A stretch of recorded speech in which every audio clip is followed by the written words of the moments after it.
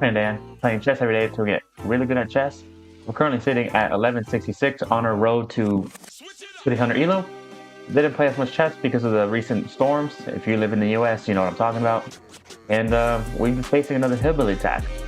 In my previous hillbilly attack video, I showed you 2 games in which I destroyed the hillbilly attack. Not really. So we're going to see how well I played in this game. What's the hillbilly attack? Starts off at e4. e4, c6, we're playing the CARO-KANN. There's different ways of playing the CARO-KANN. One of the most challenging ways to approach the CARO-KANN is the advanced variation, or sometimes the fantasy variation. However, my opponent kicks out his bishop to c4. The moment you see bishop to c4, you already know you're facing the hillbilly. Regardless, d5, CARO-KANN is super adaptable that regardless of what your opponent does, aside from like potentially crazy queen moves, you d4, c4, e4, d5 are always going to be your first 2 moves. My opponent takes, and here, whenever you're facing a hillbilly attack, there's 2 ways your opponent could face. They could leave it, which would be a blunder, but the most common response is either pushing back their bishop or offering a check. They offer the check, and I take. Excuse me, I block the check with bishop, offering a bishop exchange, he takes.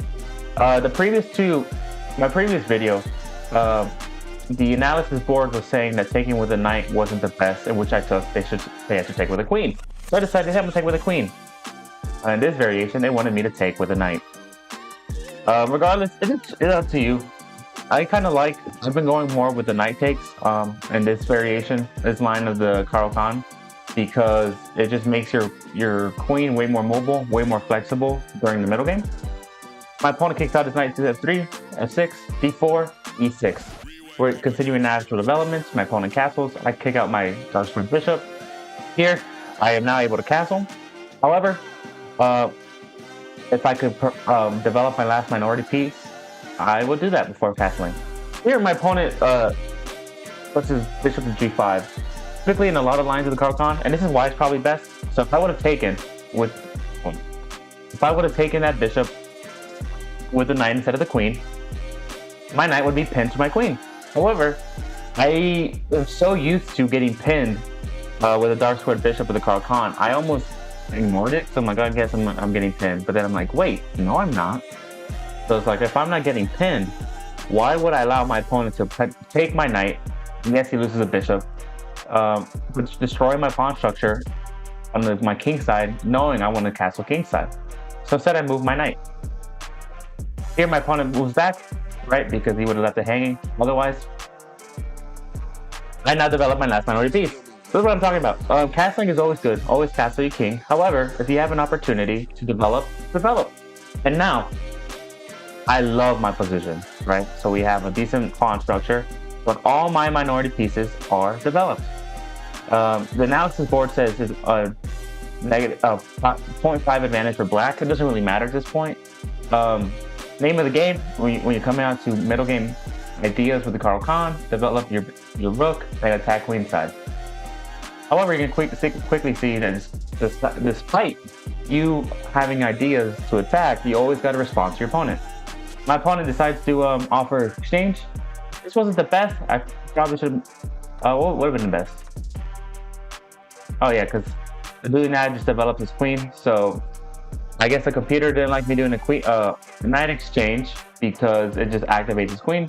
So the best move would have been, oh no, would have been, whoa, what would have been the best move? Just defend my, I guess, yeah, that makes sense. Defend my knight, and then we have a decent pawn structure in the center. I thought of the idea, I don't know, I didn't want to do it. So exchange, simplify the board. Here I castle. Now opponent activates his rook. Activate my rook. You see, so improving moves. If there's nothing you can necessarily attack right away, develop a piece you haven't developed. Now my opponent connects his pawns like moving together, holding hands. I now activate my last piece. Technically, you know, castling isn't a rook move, it's a king move, so I wanted to make sure I'm over defending this pawn. Now my opponent moves the queen. So, right here, we have an opportunity. I was thinking, all right, what am I going to do? All I know is that I have a bishop, a queen, and a knight, all up in my area. So let me threaten. We get rid of the bishops. All right, cool. That's one less problem I have to deal with. What's next? I move my queen. What's the idea with the queen? I eventually would like to, my initial idea was to get my queen out here and attack this b2 pawn. However, there is a tactic I missed that I'm going to show you real quick. My opponent decides to put his rook in a more active piece and also potentially develop his rook, double his rooks. I now threaten the queen. This was not the best move because there was a better opportunity. Me personally, I've been mated before, you know, because I was blindly just going after the queen side, not knowing there's a lot of pressure on top of me. So I decided, hey, I'm going to attack this queen. Now, I did understand the risk that by pushing my pawns in front of my king, I'm weakening my king. However, I was like, if I could get my pawns connected, it would be so bad. Not the best move, but something that I just had to commit to. Here, my opponent moves his queen out the way. And here's where I potentially could mate and or win the queen. What's the tactic I missed? I didn't see this. I saw, okay, take this pawn, but I didn't calculate beyond all pawn takes. Well, actually, this is a really good line because if I would have taken, right, that's just a free pawn, and I calculated my opponent would take. But this is not a good move. Why? Because now I check. Now you might think, oh, you're losing your queen. What if he takes? Well, if he takes, that would be a mistake because that's mate in 2. Because then this would be mate in 2. That would have been a nice stack rate checkmate. My opponent calculated that and decided to still take, but it's like, oh wait, he made a mistake. If I go here, I win a queen. I didn't see that tactic at all. I did contemplate, you know, taking with the knight, but I saw that it was defended. The d pawn was defended. But I would definitely try to remember that. This was definitely a crazy tactic, a little beyond my level right now in terms of sacrifices. Regardless, queen f4, c5. Now, my opponent pins. I thought this was a really good move in my, you know, because this pawn is forking with the knight and the queen, and this pawn is defended by the queen. Instead, he did a really great move, which is pinning. I can't take because it would put me in check, so I decided to connect. Right? I thought about immediately taking, moving my queen. However, if I were to move my king out the way, take, I can't take because then there's just 2 against 1. The idea with attacking a piece is you technically want to outnumber the attackers need to outnumber the defenders by 2.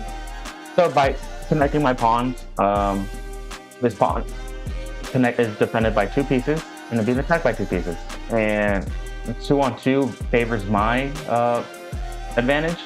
What I mean by that is that if you want to win in exchange, if you're attacking a piece, you need to attack a piece with 2 times more attackers than defenders of that piece. So even though it's 2 against 2, it benefits me because I would be up a rook in this exchange. Now, my opponent, they left their queen for hanging. This was dumb on me. Wow, I could have taken that queen. Instead, I decided to go here. I don't know why in hindsight, I just didn't even contemplate taking the queen right now. I just saw a free knight. Because by moving my king up here, I'm getting off the back rank. This is my mindset. And now my opponent is forced to choose which piece he wants to take. Rightfully so, he takes.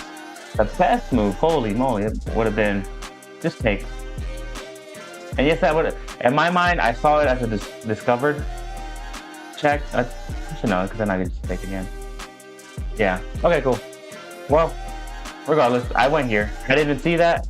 I did see that I could potentially take the queen, but I was more focused on, I guess it was a little tunnel legend on getting my king to safety. And also, I figured if I get my, you know, if I take this knight, now this pawn is super protected.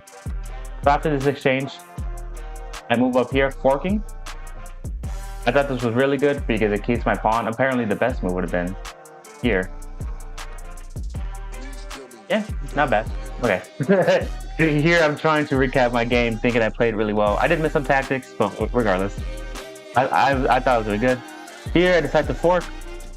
Not the best move because the computer wants me to push my pawn at e5. My opponent moves, and now I move back. I can't take the rook because it puts me in check. Now, my opponent, you know, played a really good move. So even though I'm providing a lot of threats against my opponent, he's playing really well. I decided to move my pawn e5. Now I decide to do this. I said, all right, now I need to open up the center. I need to break the pawn structure. He takes, and I take with the knight, immediately forking both. I was like, all right, perfect. The whole idea with me taking is I wanted him to take back because I wanted to fork with the knight. I just figured, I need to get my knight in the game. This is a great tactic. My opponent moves. Now, I was like, okay, now I'm dealing with a dilemma, right? Because both the rook and the queen are attacking his pawn. Yes, he would lose a rook in his variation. But it's like, I was still uneasy. But I quickly found rook to c4, which is a really good tactic because now, rook being defended by the pawn, or the knight, rook defending this knight, my opponent has to move the queen. Instead, my opponent decides to try to break the center, and I take the rook and my opponent resigns.